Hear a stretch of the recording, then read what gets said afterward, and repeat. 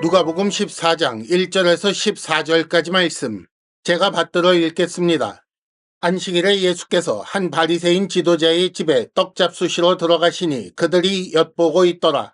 주의 앞에 수종병 든 한 사람이 있는지라. 예수께서 대답하여 율법 교사들과 바리새인들에게 이르시되 안식일에 병 고쳐주는 것이 합당하냐 아니하냐. 그들이 잠잠하거늘 예수께서 그 사람을 데려다가 고쳐 보내시고 또 그들에게 이르시되 너희 중에 누가 그 아들이나 소가 우물에 빠졌으면 안식일에라도 곧 끌어내지 않겠느냐 하시니 그들이 이에 대하여 대답하지 못하니라. 청함을 받은 사람들이 높은 자리 택함을 보시고 그들에게 비유로 말씀하여 이르시되 네가 누구에게나 혼인잔치에 청함을 받았을 때에 높은 자리에 앉지 말라. 그렇지 않으면 너보다 더 높은 사람이 청함을 받은 경우에 너와 그를 청한 자가 와서 너더러 이 사람에게 자리를 내주라 하리니 그때에 네가 부끄러워 끝자리로 가게 되리라. 청함을 받았을 때에 차라리 가서 끝자리에 앉으라. 그러면 너를 청한 자가 와서 너더러 버시어 올라앉으라 하리니 그때에야 함께 앉은 모든 사람 앞에서 영광이 있으리라.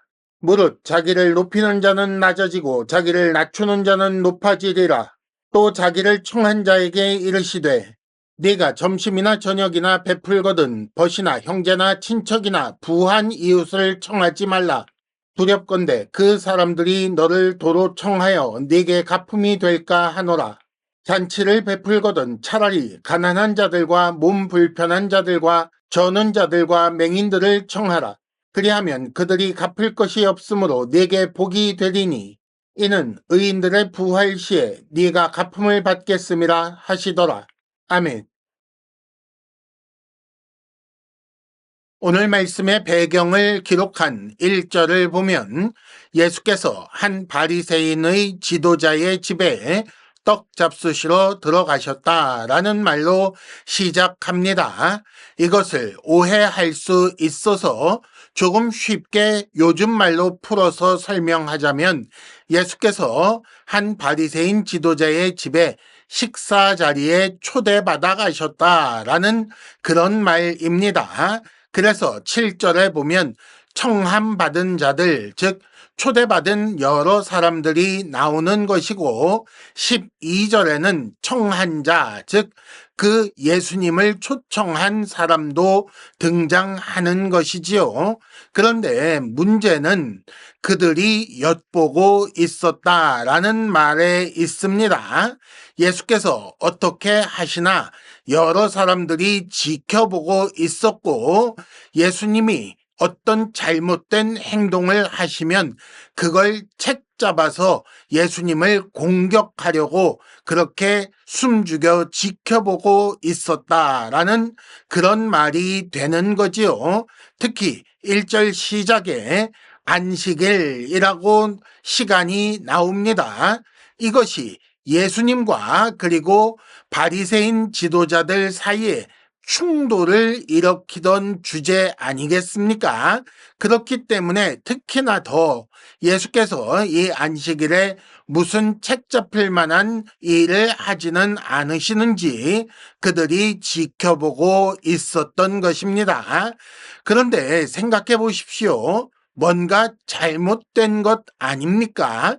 지금 안식일이라고 했는데 안식일이라는 것은 설명드렸던 것처럼 하나님께서 일을 그치시고 쉬신 것, 즉 하나님의 안식을 기념하는 날이요.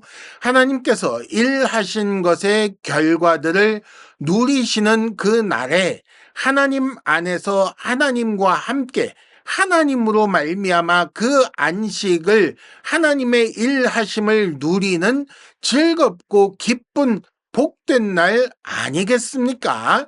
그런데 이렇게 엿보고 있으면 그런 안식일이 될 수가 없는 거지요. 더구나 지금 식사 자리, 잔치 자리에 청하고 청함받고라고 했습니다. 그러면 왜 그렇게 했겠어요? 식사를 함께 한다는 것은 서로가 상대방의 생명을 존중하며 너의 생명이 나의 생명과 마찬가지로 보존될 가치가 있다. 너도 생명을 누릴 가치가 나만큼이나 있다라는 그런 것을 확인하고 인정하는 기쁘고 즐거운 자리가 식사 자리요, 잔치 자리 아니겠습니까?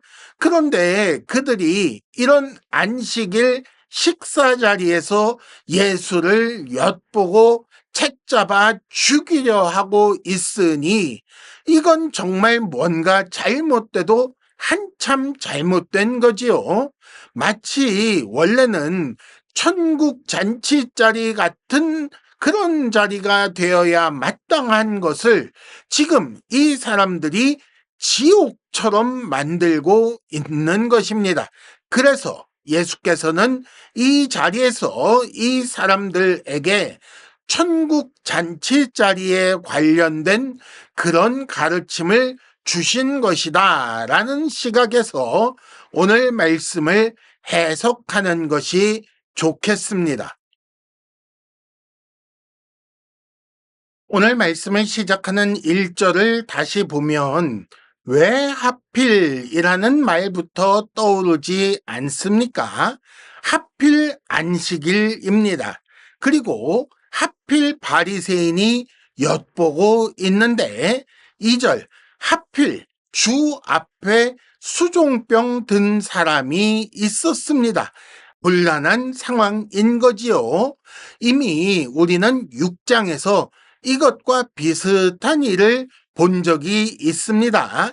6장 6절에 보면 그때도 안식일이었습니다. 7절 그때도 엿보고 있었지요. 그리고 그때도 9절 안식일에 이렇게 하는 게 옳으냐, 어느 것이 옳으냐라고 질문하셨고 10절 내밀라라고 하셔서 회복시키셨으며 이를 통해 사실은 예수께서 이미 안식일을 지키는, 안식일을 대하는 바른 자세라는 것을 가르치셨던 것이지요. 그런데 결과가 어떻게 됐나요? 11절 노기가 가득한 채로 끝났던 것을 우리는 이미 보았습니다. 또 비슷한 일이 있었지요. 바로 앞에 13장에 있었습니다. 그때도 안식일이었지요. 그때도 예수님 눈에 귀신 들려 꼬부라진 여인이 보였고 그래서 그 여인을 예수께서 고쳐주셨으며 그때도 병 고침을 반대하는 자들이 있었습니다. 그리고 그들이 부끄러움을 당하기는 했으나 그러나 그들이 회개했다는 말은 없습니다. 그런데 또다시 안식일이고 또다시 그들이 엿보고 있는데 또다시 주 앞에 수종병 든 사람이 있는 거지요. 그런 상황에서 예수께서 그 엿보는 자들의 생각을 이미 아시고 그들도 예수께서 어떤 일을 하시며 무슨 말씀을 하실지 이미 아는 상태라고 우리는 생각하며 그 다음을 읽게 되는 것입니다. 그래서 예상처럼 예수께서 그 사람들에게 이렇게 말을 여시지요. 이렇게 하는 것이 옳으냐 아니냐, 안식일에 병 고치는 것이 합당하냐 아니하냐라고 말씀하셨습니다. 그런데 그들은 아직도 고집을 꺾지 않았지요. 여전히 예수를 반대하고 있습니다. 그렇기 때문에 예수께서 가르치시기 위해 다시 한번 안식일에 병 고치는 것이 합당하냐 아니하냐 질문하셨는데 그런데 그들은 4절 잠잠하다고 했습니다. 몰라서 그랬을까요? 조금 더 보면 예수께서 그 사람을 고쳐주신 후에 5절 그들에게 가르침을 다시 한번 주십니다. 너희 중 누가 아들이나 아들은 너무 과하니까 소나 우물에 빠졌다고 생각해 보자. 그런데 그날이 안식일이라면 그래 너는 어떡할 거냐? 건지지 않고 내버려 둘 거냐? 라고 묻고 계시는 거지요. 당연히 꺼내야지 무슨 말입니까? 거기에 무슨 망설임이 있겠어요. 안식일이고 뭐고 생각하기 전에 몸부터 바로 우물로 뛰어드는 것 아니겠습니까? 이는 그들이 안식에 대하여 예수의 말씀을 듣고 이미 옳다고 여기는 그런 삶을 살고 있는 것이나 마찬가지라는 것을 증명하는 것입니다. 그러니까 삶은 예수님 말씀처럼 안식일이라고 해도 그런 사람들을 건져내고 불쌍히 여기는 일을 하는 쪽으로 살면서, 그런데 겉으로는 안식일에 그런 일을 하면 안 돼라고 고집 부리고 있다는 것이고, 그것이 얼마나 우스꽝스러운 짓인지 예수께서 그들에게 말씀하여 주신 것입니다. 그런데도 불구하고 6절, 그들은 대답하지 않았다라고 나옵니다. 마치 이성이 마비된 사람들 같지요. 옳다라는 걸 충분히 알 만큼 예수께서 그렇게 설명을 다 해 주셨는데도, 그러나 자기들의 삶을, 자기들의 생각을, 자기들의 주장을 바꾸기 싫어서 말도 안 하고 삐져 있는 그런 상태인 거지요. 그들이 율법을 대하는 마음이 바로 이것입니다. 참으로 하나님의 말씀이, 율법이 요구하는 바가 무엇인지 바르게 알고 생각해서 그렇게 지키며 살 생각이 아니라, 그저 율법이 이러니 나는 율법을 지키고 있다라는 자기 만족을 위해서 그렇게 하고 있다는 것을 여기서 우리는 알게 되는 것이지요. 그런 그들을 향하여 예수께서는 가르치시기를, 악한 것에서, 고통받는 것에서 해방하여 참된 안식을 누리게 하는 것이 하나님 나라이다. 그것이 하나님의 일하시는 결과이며 하나님께서 실현시키신 하나님 백성들이 누리는 안식이다라고 가르쳐 주신 것이며, 그 나라가 바로 예수로 인해 오는 것이라는 사실을 가르쳐 주신 것이며, 이것을 인정해야 너도 그 나라에서 그 안식을 누리게 되지 않겠느냐라고 말씀하신 그런 말씀입니다. 이어서 7절부터 11절까지 예수께서 비유로 말씀하십니다. 내용은 아주 쉽게 파악할 수 있지요. 누가 봐도 겸손에 대한 말씀입니다. 교만한 자들에게 겸손하라고 가르치시는 그런 내용이지요. 예수께서 들어가신 그 바리새인의 집에 함께 청함받은 많은 사람들이 있었는데, 그런데 그들이 서로 자기가 높은 자리에 앉겠다고 높은 자리를 택하는 것을 보신 것입니다. 그래서 예수께서 그들에게 말씀하시기를, 높은 자리에 앉았다가 8절, 더 높은 사람이 청함을 받은 경우 9절, 그에게 자리를 내주라 라고 하면 부끄러워서 끝자리로 밀려나지 않겠느냐. 그러니 10절, 차라리 처음에 끝자리에 앉으면 너를 초청한 사람이 와서 너를 불러다가 높은 자리로 앉힐 텐데 그러면 훨씬 더 영광스럽지 않겠느냐라고 말씀하신 것이지요. 이해가 어려운 말씀은 아닙니다. 그래서 누구나 쉽게 이해하고, 인간관계 가운데 교만하면 안 된다, 겸손하라 라고 경고하신 말씀으로 읽고 있다는 거예요. 물론 그런 의미로 읽는 것 가능합니다만은, 오늘 말씀의 키가 되는 말이 혼인잔치에 청함을 받았을 때에 라는 말씀이 나오고 있습니다. 지금 예수께서 계신 이 자리는 혼인잔치가 아니지요. 예수님과 그 밖에 많은 사람들은 혼인잔치에 청함을 받은 게 아닌 거예요. 그러니까 예수께서 혼인잔치라고 하신 것은 어떤 다른 의미가 섞여 있다, 깔려 있다라는 생각을 해야 한다는 것입니다.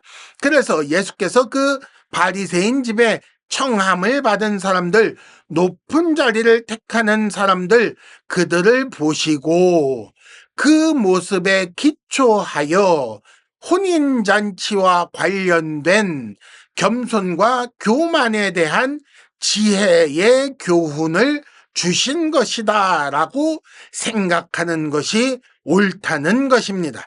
그러면 먼저 그 가운데 예수께서 보신 그 비유의 기초가 무엇인지 살펴보겠습니다. 예수께서 그 교만한 사람들, 높은 자리를 택하는 사람들을 보시며 무엇을 보셨을까요? 무엇을 보셨기에 이런 비유를 말씀하셨을까요? 사람은 스스로는 해결할 수 없는 타고난 본성, 그 교만을 보신 것입니다. 사람들끼리는 언제나 높은 자리를 다툼하는 그 교만의 근원을 보신 것인데 그것이 본성적으로 타고난 것이요. 사실은 그 시작이 하나님 앞에서 교만한 것이다 라는 것을 파악하신 것입니다. 특히 바리새인들의 경우 18장 9절에 보면 스스로 의롭다고 믿어 다른 사람을 멸시한다라는 특징이 나오는 것을 볼 수가 있습니다. 무슨 말인가요?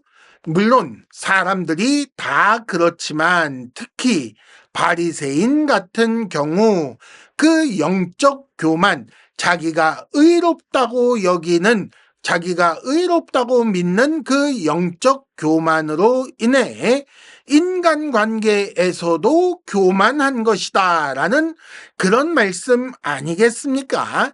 그러니 그들이 영적으로 교만하다라는 것이고 이는 곧 하나님 앞에 교만한 것이 지금 문제가 되고 있다. 바로 그 경우에 이런 말씀을 주신 것이다 라고 우리는 이해할 수 있게 되는 것입니다. 그런데 하나님 앞에서 영적으로 교만한 것이 문제되는 경우를 혼인잔치라고 말씀을 하셨어요. 그러면 그게 어떤 혼인잔치일까요? 바로 어린 양의 혼인잔치인 것입니다. 구원받은 하나님의 백성들이 하나님 나라에서 구원주이신 메시아와 함께 잔치하는 천국 잔치 자리, 거기서 바로 그 영적 교만이 문제가 될 것이라고 말씀하신 것입니다.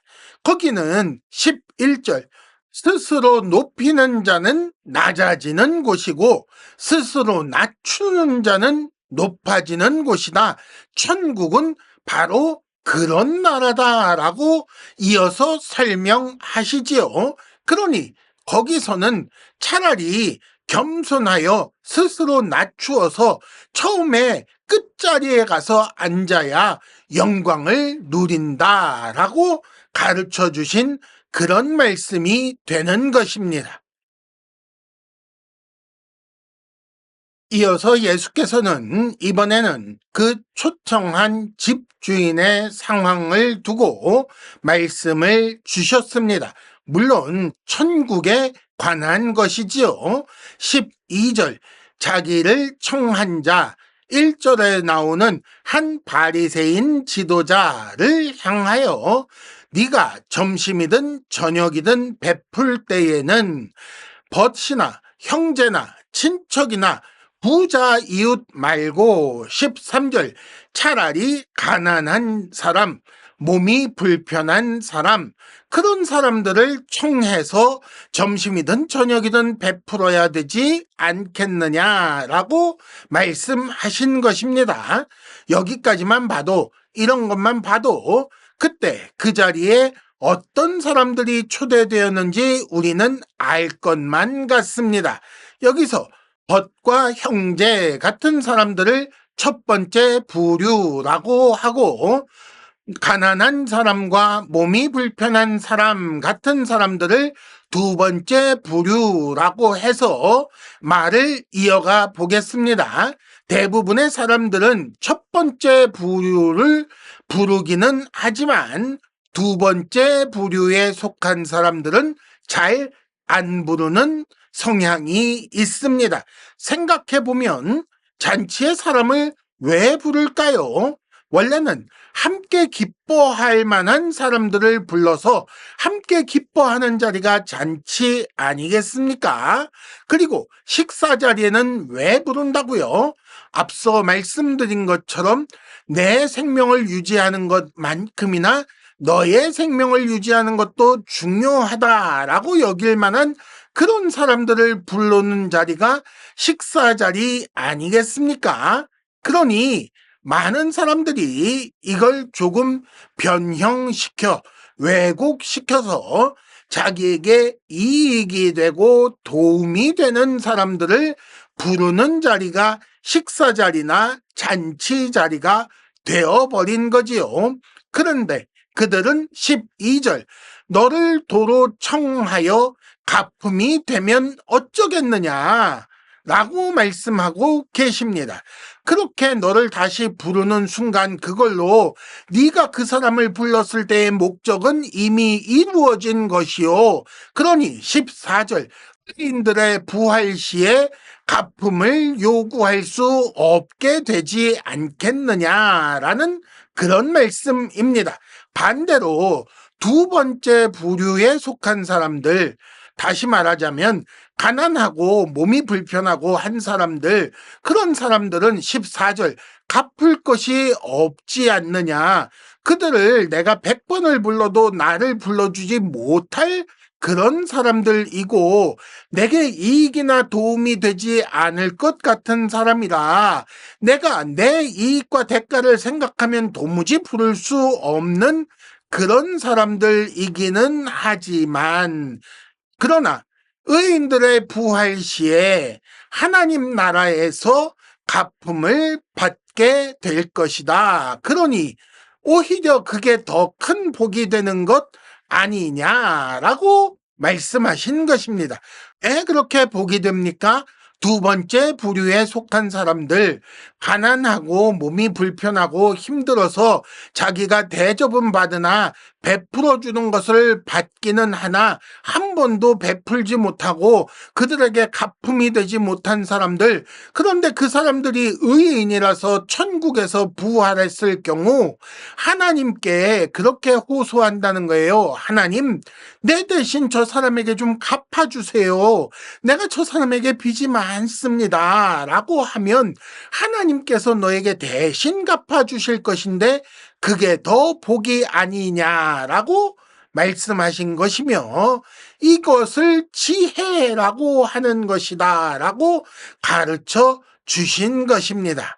사실 이런 본문에 나오는 식사 자리는 단순히 초대받아 가는 자리, 단순히 잔치 자리라고 생각하기는 조금 어렵고 일종의 구제를 위한 식사 자리라고 생각이 됩니다. 지금 바리새인의 지도자가 여러 사람들, 특별히 예수님까지 구제하려는 그런 목적으로 이런 식사 자리를 베푸는 것인데, 즉 이웃을 향하여 사랑을 베푸는 그런 자리인데, 그런데 그 사랑을 베푸는 자리에 지금 오히려 자기 이익과 자기 도움만 생각하고 이익이 되고 도움이 될 만한 사람만 부르고 있으니 이게 무슨 구제냐, 이게 무슨 사랑을 베푸는 일이냐라고 말씀하신 것이고, 그런 자리에는 자기 이익을 생각하지 않고 상대의 필요를 생각하여 이것을 필요로 하는 사람들을 불러다 그들을 향하여 베푸는 것이며, 그래서 갚을 것이 없는 두 번째 부류의 사람들이 와서 그 사랑을 베푸는 대상이 되는 것이고, 하나님 나라는 바로 그런 나라이며, 하나님 나라는 그런 사람들의 요청을 받고 하나님께서 대신 갚아주시는 나라라고 말씀하신 것이지요. 그러면 그렇게 하면 가난한 사람들을 향하여 베푸는 사랑을 행한 사람은, 반대로 봅시다. 하나님 나라에서는 하나님 보시기에 그 사람은 얼마나 가난한 사람이겠어요.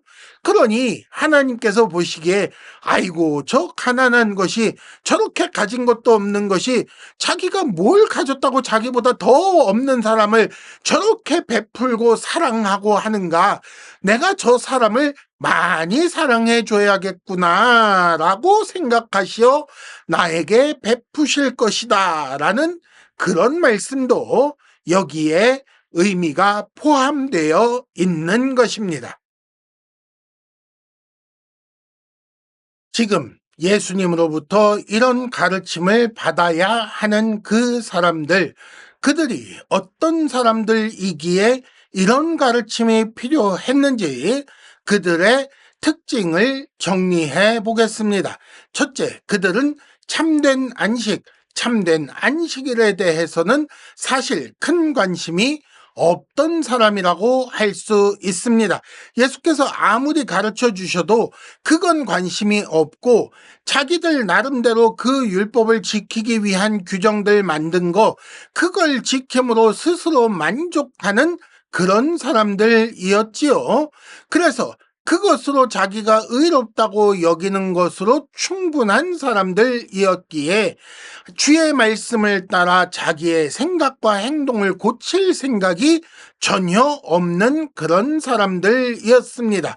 둘째로는 그렇기 때문에 하나님 앞에서 스스로 의롭다고 생각하여 하나님을 향하여 교만한 자들이었고, 따라서 사람을 향하여서도 교만하여 다른 사람을 자기 기준에 미치지 못한다고 생각하는 사람을 멸시하던 그런 사람들이었습니다. 셋째로는 그렇기 때문에 그 멸시하는 사람들, 도움될 것 같지 않은 사람들은 그들의 식사 자리에 부르지 않는 자들이요, 눈앞의 이익에 눈이 멀어 참된 사랑을 베풀지 않는 그런 사람들이었다고 정리할 수가 있는 거지요. 이런 사람들이 그러나 천국은 탐하고 있었습니다. 하나님 나라에 자기 같은 사람이 어울린다고 생각하고 자기 같은 사람이 하나님 나라에 들어가야만 한다고 생각했던 거지요. 그러나 그들은 천국에 어울리지 않는 사람들 아니겠습니까? 이런 사람들의 특징을 요즘식으로 조금 더 풀어서 생각하면 우리를 향한 적용점을 찾을 수 있을 것입니다. 다시 말씀드립니다. 이 사람들이 어떤 사람들인가? 사람이 지정한 몇몇 종교 행위를 지키는 것으로 스스로 만족하는 사람들이었습니다. 예를 들어 새벽 기도를 한 번도 안 빠지고 나왔으니 나는 훌륭한 성도다 라고 생각하거나, 나는 11조를 10원짜리 하나까지 철저히 계산해서 드리고 있으니 나 같은 사람이 하나님 나라에 얼마나 어울리겠는가 라고 생각하는 사람들, 스스로 어울린다고 생각하고 스스로 의롭다고 생각하는 사람들, 그래서 하나님 앞에서 내가 이렇게 하나님 말씀에 충실하고 하나님 뜻대로 살고 있으니 하나님 나에게 이 정도는 갚아주셔야 하지 않습니까? 라고 하는 사람들, 그리고 자기가 하는 그런 것들 하지 못하는 사람들을 멸시하는 사람들, 그리고 자기에게 도움이 될 만한 사람들을 불러 모아 끼리끼리 어울리는 사람들, 이렇게 말하니까 얼마나 많은 사람들이 그런 모습을 가지고 있는지 이제 이해가 되십니까? 여러분, 한국교회 안에 바리새인 같은 사람들이 오늘 이 예수의 말씀을 귀 기울여 들어야 할 사람들이 얼마나 많은지 아시겠는가? 그것을 묻고 있는 것입니다. 오늘 말씀은 바로 이런 우리를 향하여 예수께서 주신 말씀입니다. 천국을 탐하기는 하나 지혜롭지 못한 우리, 천국에 어울리는 자가 얼른 되어서 그 잔치자리에 청함을 받고, 그리고 거기서도 말석에 앉아 있다가 주께서 이끌어 높은 자리에 앉히실 만한 그런 사람들이 다 되어야 할 것입니다.